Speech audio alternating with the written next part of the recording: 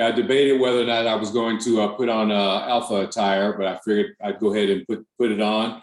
Well, these days, I think I've had a suit on one time in the last, what, 13 months, 6 to 18 months. Yeah, I haven't had many instances of wearing a suit either, but I figured I'd go ahead and throw one on. So again, first of all, thank you so much, Brother Gray, for agreeing to sit for this interview, which is part of an oral history project we're doing on behalf of Kappa Phi Lambda.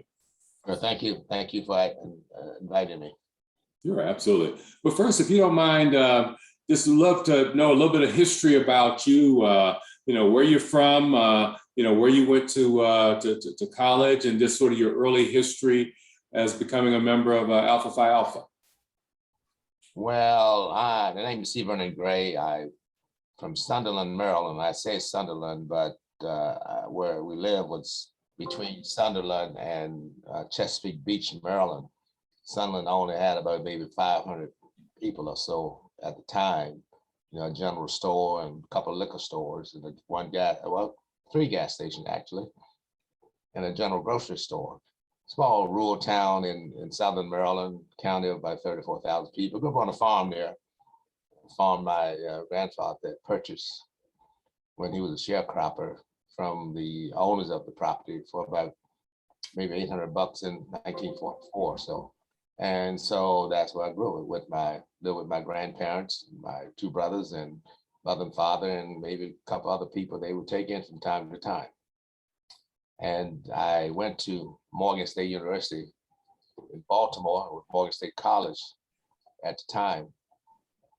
The interesting thing about going to Morgan, and I went to Morgan on a senatorial scholarship given by Louis Goldstein, who was the senator at the time, later became comptroller of the state of Maryland. Living in rural area, you don't normally have public transportation. Mm-hmm. But getting off to college, I always had to hitchhike rides. My parents would get me rides. It was about 40, 50 miles from Baltimore. And so sometimes I would get a ride with cousins who taught in Baltimore public school system, or with my ministers who would minister at the church that I attended. He would come down on weekends. So weekends I would catch a ride with he and his wife. And then other times I would catch a ride with the person who managed my Sandlot football team. So there were many different ways my parents found people to give me a ride up to Baltimore. Having no bus transportation, no train transportation, nothing like that, you see. That's what happened when you live in rural areas, Sure, exactly. Were you the first of your family to go to college? Yes, although I had some third cousins who went off to college. I was the first, basically, in my family. And a couple of blood brothers, one finished high school and another one didn't. And so, but that's, it was exciting to go there. Only two people went to college to Morgan from my high school, myself and a young lady. We had about 48 in my graduating class, 600 kids in the high school as a whole. And I think 5 or 6 of us went off to college. One to Bowie, another to Cheney, another to Maryland State College at the time. Okay. And so then myself, and so 5 or 6. Okay, great. Was your school at that time, was it all Black? Yeah, Morgan State University was 100%. Yeah. I wouldn't necessarily 100%, probably 99 or 9. We did have a person from Greece who was in my class and a couple other people, but it was in Morgan, pretty inexpensive at that time. You go there for $600 for the entire year, I think it was, Okay. And yeah, but it had a lot of great professors and a lot of people finished there who became famous, so it was a great opportunity and great experience for me to be in Morgan. Mm-hmm. And now with reference to fraternity, I didn't get into the fraternity until my junior year, but over the 2 years there, freshman and sophomore years, we tend to watch and observe members of fraternity, how they carry themselves, things that interest them, and things like that. So that helped to make up your mind as to what you want to do. It's funny, I must mention this experience. At Morgan at the time, we had a program called Promethean program, where all Mhm. freshmen are required to attend, light your candle, and you're told not to let your candle go out. If your candle goes out, that means you're not going to finish and all that stuff. But I remember the president would always speak to the freshman class, Martin D. Jenkins, who became president, I think, in 1948 or more. And he was part of that whole philosophy of W.B. Du Bois, I think. Mhm. But a couple of things I remember he said in our freshman year. Two things was, one was, they always try to frighten you. He said, look to your left and look to your right, and two of you will not be here in 4 years. You know, many black schools did that. You know, talked to some others who went to black schools. And then the other point he emphasized to us was that we were part of the talented 10th, which is what Du Bois talked about a lot. And I was, it was sort of a elitist notion, but the idea that you are to go back to the community, the black community, and help others in the community. That was the notion of the talented 10th. And anyone who's gone to college, black college particularly, they would know about the notion of the black talented 10th. And they also know about the, I would say, colloquy between W.E. Du Bois and Booker T. Washington, who emphasized us to learn a vocation, find ourselves to be useful to the white man, so to speak. But I come to learn I admire Booker T. Washington for some other reasons. That's because he was able to get philanthropic money to build 5,600 elementary and secondary schools for black people throughout the South. And he built 156 in Maryland. I went to one of the schools, actually. Okay. When I was growing up, it was called the Rosenwald. Jewish Rosenwald was the benefactor. And I went to elementary school, learning at a Rosenwald school. But anyway, you watch how the fraternities are and who the people are, and whether or not you'll be able to mesh with those who are members of that fraternity. And I should say I went to Morgan in 1957. It was my freshman year. I finished in 61. But I discovered that I was attracted to the Alphas. A couple of reasons. One, the Alphas emphasized academics and scholarships, and that was the perception of Alphas around campus. We were known to be scholarly oriented and getting our work and things like that. And also the other was leadership. We always had the notion that Alphas should be number one, whatever we do. When you even get out of college, you should be number one, whatever it is. You need first this, first that. That's always stuck with me, even when I became the first African-American here in Howard County to be elected to anything. That was in the back of my mind, the prompting you get from the Alphas in college. And so they were in leadership positions in campus government, campus organizations. And so that was very impressive, And so I did pledge I crossed the burning sand December 17th, 1959. Okay. In the year.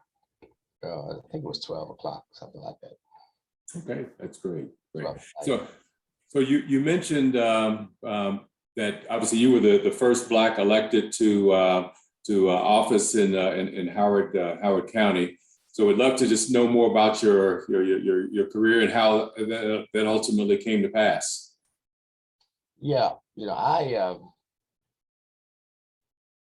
left Morgan and I went to undergrad school and at Atlanta U, got a master's, and then worked a few years at Philander Smith College. My friend who worked there asked me to come over. Of course, he later went on to Pittsburgh, get his doctorate in sociology, became president of a few universities. And then I went to the University of Massachusetts to get my PhD, where we had a number of Morgan professors at contacts at UMass. So I went there. And of course, taught a few years after I left Mass before coming here to Maryland. We moved here in Silver Spring, which was actually Wheaton, and then we moved to Howard County back in 1973 because I was working at Morgan at the time. I got a position there, I think in 72. Well, it was fall of, I guess, 72, maybe the fall of 73, maybe. And then my wife was working in DC. And so we thought Columbia would be a good place, halfway between Baltimore and Washington, which it is not. But we know it for its superlative educational system. And so I became very involved in the community here and doing a number of things. And then one of those things was, to run for office. And I was encouraged to run for office. I at the time I ran, of course, no black had been elected. A few had run before, had not made it through the primary. They had run as Republicans. And so it was daunting experience because people were not all that positive in terms of my success of my effort. Success of my effort. Some thought, well, you're wasting your time to run. And so it was 1982, the county was 88% white, 12% black. And whereas now it's about 55% white and 20% black, 20%, maybe 19-20% Asian, 9-10% Hispanic. And so the county, as you see, is almost 50-50 there in terms of whites and non-whites. And I ran countywide, so that's why I mentioned 88 per 12 countywide. That's why many people thought it was I was wasting my time to run. But we were able to run in 1982 and win, becoming the first black elected countywide to the political office. Now, mind you, we had a black William Manning who was elected school board the same year. I don't necessarily consider that a political office. But first, and then by the time I ran the second time, 1986, we had districts. And I had run one-on-one against a white male, which caused me a little concern because, a black is not running against a white male and won, in a sense. And you can look nationally in places like that, always a little difficult to win against a white male unless that white male carrying a lot of baggage. But I was able to win against that white male, and part of the I think things that happened there positive was that I served for 4 years and had acquitted myself well, and I had a record run on, and so that was some things for African Americans and for whites to look at to see whether I could do the job, because that was some question they had when I ran the first time that I wouldn't be able to do the job, I wouldn't have time to do the job, and so I served for 20 years, and Republicans, of course, put in districts because they thought that Republicans would never get elected to the council again unless that district, if it ran countywide, Democrats would occupy all the seats. And so we had term limits of 3 terms at districts and term limits. And so I did serve, so 20 years more than anyone else will serve, because I'd already served, I think, 8 when the term limits went in. You can serve 3 terms, which is 12 years. I'd already served 8, so I served additional 12. That's great. That's awesome. Yeah, thank you. That's a really incredible story. I also understand you are one of the charter members of Kappa Phi Lambda. I wanted to ask you how Kappa Phi Lambda came about and the role you played in its formation. Well, I didn't have sort of big role in the formation, but what I put in the context of what happened with Columbia. When James Rouse purchased Columbia in 1963, opened the first village, Wall Lake, in 1968. He was trying to build a community that was a diverse community with accepted all religion, races, and creeds, and so forth. And so what happened was that he created an environment of housing for all people. Because if you go back to 68, you'll see that there were segregated housing all across this country. The Congress did not pass this Housing Act, 68 Housing Act. It was April of 1968, and they dedicated to Martin Luther King, who had been assassinated during that week. And so, and Rouse were already doing this before that passed, have integrated housing here. And many people told me it was crazy. At least some of the friends in Baltimore told me it was crazy to try to do something like this. And so what happened, that opened up the possibility of professional Blacks to move to an integrated community, those who could afford it. So many moved from Baltimore, here, professional Blacks, school teachers and others, as well as from other places across the country once they learned about Columbia. And so they moved here. And after a few years of living here, they began to replicate the organization that they had in the city or wherever they came from. The Alphas, the Kappas, the Qs, the AKs, and so forth. And also the other organization, National Council of Negro Women, all of those groups began to be replicated here in Howard County. And around the same time, in a 3 or 4 year period, they all found, a good demographic group of African Americans. What can we do? Let's do this, And so that's what happened. And so I was part of that group. I didn't play any special role, although I became the first chair of the Martin Luther King breakfast. In fact, I recommended that we do the Martin Luther King breakfast as a way to raise money. We were thinking about the idea to a fundraising effort. And I chaired that, and I recall having meetings in my house, in my living room. In fact, Cyrus Lawyer, who's still around here, he's a doctor. He was on that committee, and so I chaired it for the first 3 years. In fact, our first speaker was Perrin Mitchell. Okay. And he was a congressman. We had about 100 people at that first Alpha breakfast at the Market City building. And we, since that time, it has grown, there's over 1,000 people at the breakfasts. But I was able to get some pretty decent people to come here to speak for those breakfasts during that time. And so I did that, and we had another program which I chaired for a couple of years, and now it's become a big thing. It was I call it a transportation program, but program where we on Saturdays took senior citizens to grocery shopping and things like that. But now they call it Neighbor Ride. Folks are taking it over. It's called Neighbor Ride. Sure. White folks are running it. That's what the Alphas were doing. It started. Okay. But we didn't incorporate and do all that stuff. It was just a committee that we had to do that. You see. But Mel, we called him Mel Ballard, or it was Mel Blandheim at the time, who had gone to the University of Illinois, and he had pledged there. He was the president, driving force behind our chapter here in Columbia. And we had a lot of other good brothers who were interested in getting the chapter moving, And so we had a lot of good experience. I chipped in where I could and served on committees, sold tickets for events and things like that. Nice. Well, I know clearly the MLK breakfast has become one of the things that the Alphas of Kappa Phi Lambda have been known for. So what was the idea behind the breakfast? You mentioned you were the first chair of it. Well, again, we were trying to think of a vehicle for which we could raise some money. We wanted to set up a scholarship program and such. And we were thinking, what was the vehicle?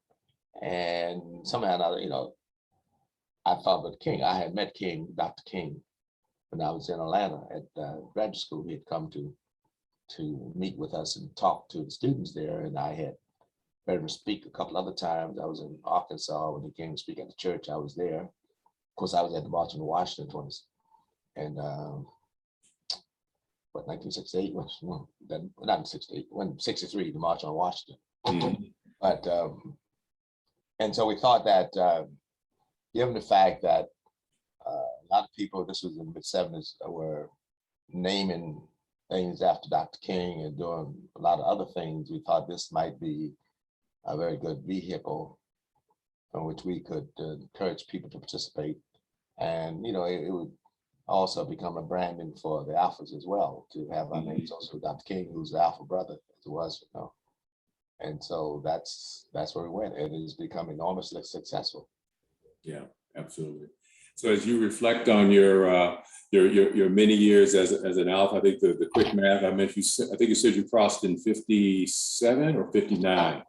59. Okay, so you're 63 years as an Alpha. What do you feel are your best memories of being in the House of Alpha? Well, I believe in that poem which says, "Goodwill is the monarch of this house. Men unacquainted enter, shake hands, exchange greetings, and depart friends. Cordiality exists among all who abide within. I'm the eminent expression of friendship. Character and temperament changed under my powers. Dominant powers once lives once touched by me become sooner thereafter." So anyway, I believe in that. Plus the camaraderie we had. When I was in undergrad school, not I mentioned the academic part, but we had a lot of little social activities. But we all ate together. We had what was called the Alpha table in the dining hall. Many black schools, I'm certain the other black schools more. We had the Alphas at one place, the AKs one place, the Kappas one place, the Qs and the Qs and Deltas, the Alphas and the AKs sat together. The Kappas over by themselves and others. And so that's when we saw each other every day, because from dinner, because we all sat together, And then I lived in, we had a little suite with 4 of us in the suite. So I lived in what was called the Alpha Suite with three other Alpha brothers, and there were a lot of just impromptu gathering there. We would play cards and things like that. And so that was very impressed upon me, the whole camaraderie and idea of what fraternity life is all about. And then we would have time after our meeting, after everybody, we would have what we call Greek sing. We would go to the girls' dormitory and all the groups would come and sing and do their piece, which was great. And that made, that was a wonderful experience for me, Yeah. There was another part of that question. Yeah, I was just asking about other great memories of being an Alpha, or other things that I'd say you're particularly proud of having accomplished during your time in. Yeah, I mean, I became Alpha Regional Man of the Year, for the MAC, I guess it was that area. But some of the things I've done, and but it was, but the thing about being an Alpha man, you're always pushing to be number one, to be the best, because that's what Alpha always told you, impressed upon you.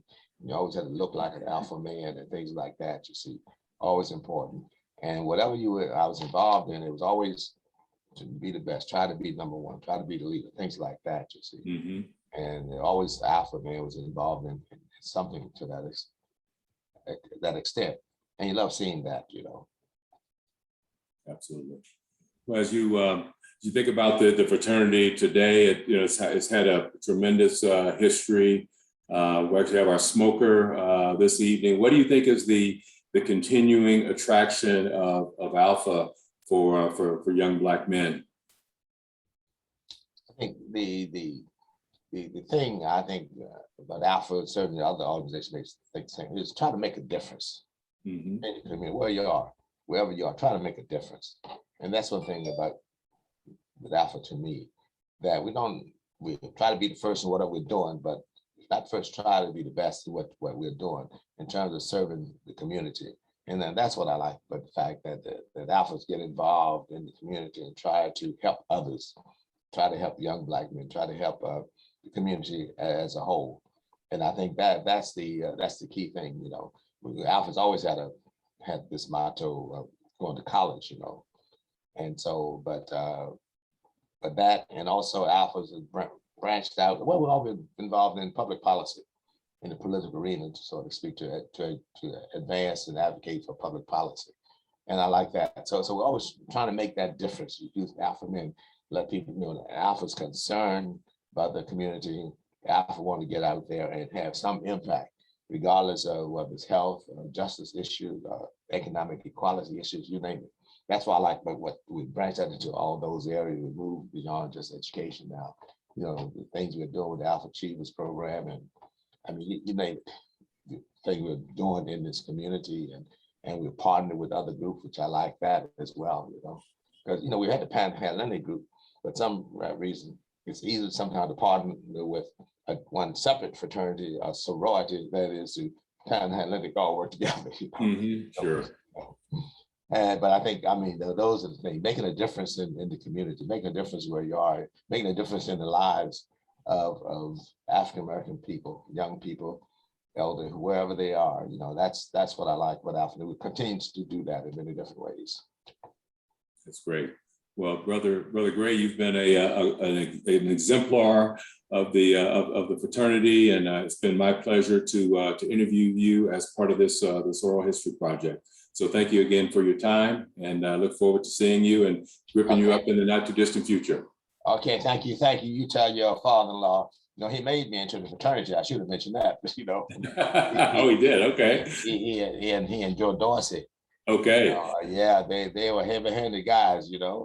Sure. That was the time you might take the pallet to people, Yeah, I've heard about that. We walked around campus all the time with a little padding on, and you might be, when you're pledging, you might be pulled up anytime by brother to ask you certain questions about Alpha history and other things like that. They expect you to know the answer.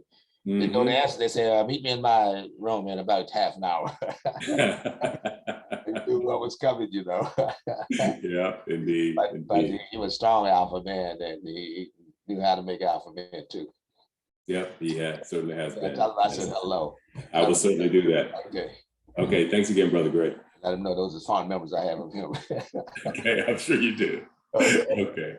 All right, thank you again. Really appreciate it. Okay, bye-bye. Thanks, bye-bye.